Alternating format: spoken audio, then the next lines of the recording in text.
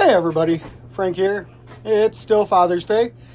Ended up spending an extra hour at church today. They did a hot dog and brat cookout for the fathers, so we got to eat fried meat. Anyhow, I am getting ready to troubleshoot that TeraFlex VSS or vehicle speed sensor on my Super Shorty. So let's get to it. Anyhow, I kind of suck when it comes to doing the whole computer screen yet. I haven't figured out my software yet to do what I want. So I'm just going to kind of show you. These are our checkpoints that we're going to go after, and we're going to see if any of these highlight to me what the issue is, so I can either rule on or rule out that the VSS is my issue. So let's get to it. Okay, so now that we're out to the garage and I got some tools together, show you what we got going on. So the items we're going to use, I got a couple jumper wires in case I can't get in, my work instructions that I printed out, and a voltmeter. And being that it's Father's Day, little story here. This old voltmeter, if I remember correctly, this is the one my dad got me, and I think it was like 25 years ago. Funniest thing is, I only had to replace the battery 6 months ago. So, battery lasted over 24 years. But yeah, that's one of the tools I'm going to use today, and it does still work. So, I got to get out my rolly cart. We're going to slide our fat happy butt underneath the Jeep there. And we're going to go after these wires. We have the orange one, the brown one, and the black one. This section here I'm going to kind of somewhat ignore, just simply because I already know that that is fully wired up. I, not too long ago, went through and in my kind of hodgepodge wiring over there, I ran connections from all three, the orange, the brown, and the black wire, all the way up to the ECU to eliminate any communication issues. So I know I know this information's there if my TeraFlex sensor is working. So let's get on to it. Now, first and foremost, I got to put some power back to this thing. I put this negative battery terminal disconnect somewhere, some way. I still have a battery drawdown. If I start the Jeep every day, it seems to be okay. If it sits for more than about 48 hours, battery is perfectly flat to where I'm not even getting a reading. I'm questioning if it's in my stereo or somewhere up here. I've got something that's just a draw. I have not taken the time to actually go through the fuse box yet. So we're going to go ahead and do that first. So that is up and set up. Okay, so as you can see from the butt connectors, this has been spliced a few times. This is some old wiring from the ZJ harness. This was all snipped off when this SYE was in my, that's my SYE. Slip yoke eliminator for all of you not tech savvy people that essentially allow you to add this so you have a drive shaft that slips. Anyhow, this is actually the second Jeep I have had this in. And so I've had to splice it a couple of times and whatnot. And through my research, this little sensor here, which is, I believe it is called a Hall signal. I'll have to look that up to verify. But anyways, the stock one would have a gear in here that would spin on the shaft here and give you input. This takes an impulse on a ring in here that has cutouts in it so that it can pick up impulse. Now, I don't know if this sensor has gone bad, if I have a clearance issue. I don't know yet. So what I'm going to do is I'm going to jump up top. I'm going to turn the ignition into the run position. And actually, I failed the step. I got to put jack stands underneath the back axle. So give me a moment. I will be right back at you. Little safety disclaimer. If you're working under your Jeep, do not trust just your floor jack stands. Yep, I'm only a couple of inches in the air, but I really don't want to get hit with the drive shaft or the skid plate or the floor, control arms, any of that. I don't want to get hit. I just don't. So, safety disclaimer. If you're under your vehicle working on it, use good quality jack stands. Okay, now that the vehicle is in neutral, the rear axle is lifted, and the ignition is the on position, we are going to verify per our instructions the orange wire, which is actually this purple one on mine, has 5 volts, not 12 or 0. So if I can get a good connection there, and it looks like we have 5.12. I'm going to say that's within the acceptable range. Next step, the brown, which must be a chassis ground. I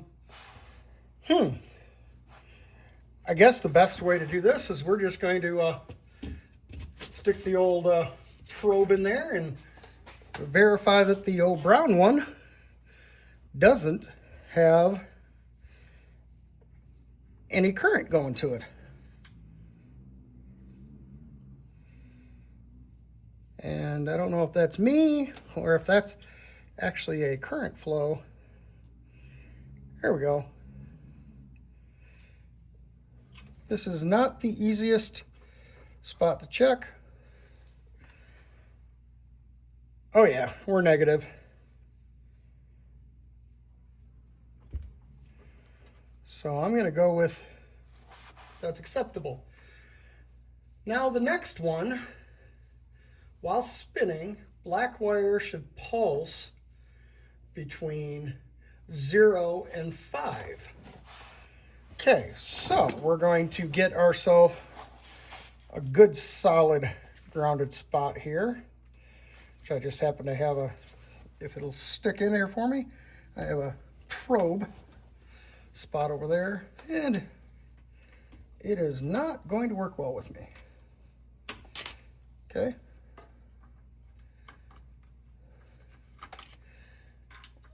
I guess we'll attempt to do that.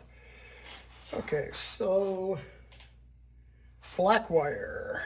My black wire is the one that's connected to this orange wire. So we're going to probe that. I just got to find a good spot to get in here so I can actually touch the metal.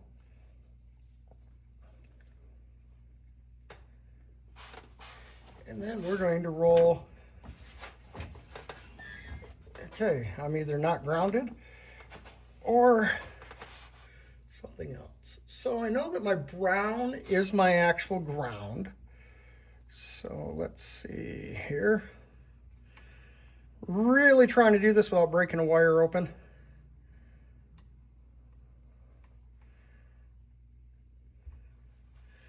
There's 5. And it stays at 5. Folks, I think we found my impulse problem. My sensor is continually staying at 5 volts. So if it stays flat, sensor is bad. Folks, I'm going to say that little sensor up there is bad. That meter should have moved. I should have seen an impulse. Now, what I do know is when it does stay at voltage, it means it's continually seeing something under there. I'm going to go grab me a 12 millimeter wrench, come back out here, and pull that out real quick and take a look at something. Okay, so we're going to pull the sensor out, and we're going to check and see what we get with it out and see if it actually changes at all. Looks like I did get a little bit of a pulse there.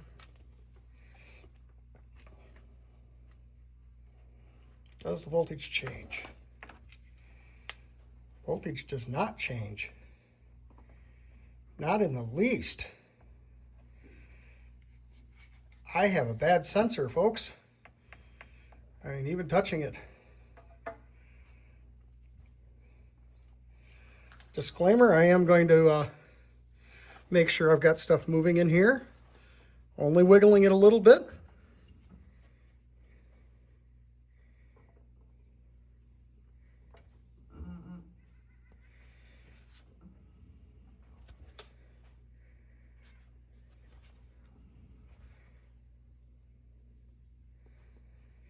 I'm just checking, make sure I don't have any chunkies or broken pieces. I'm not spinning it very much with my finger in the hole because, well, I'm kind of attached to my phalanges.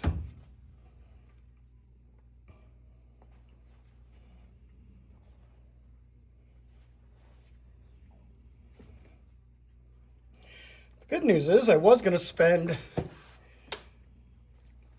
$140 on a Dakota Digital. I think it's called an SG1. And now I can probably get by just spending the $74 for the new TeraFlex sensor. And I'll get some new butt connectors when I put that in. So we have learned today that my speedo issue and my sporadic no overdrive has to do with the fact I do not even have a speed signal coming from my transfer case due to a bad sensor.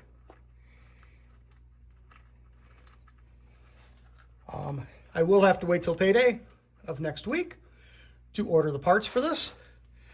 And when I do, I will bring you guys along for the reinstall. I also have a turn signal lever coming in the mail because I have a passenger side turn signal that just has a mind of its own.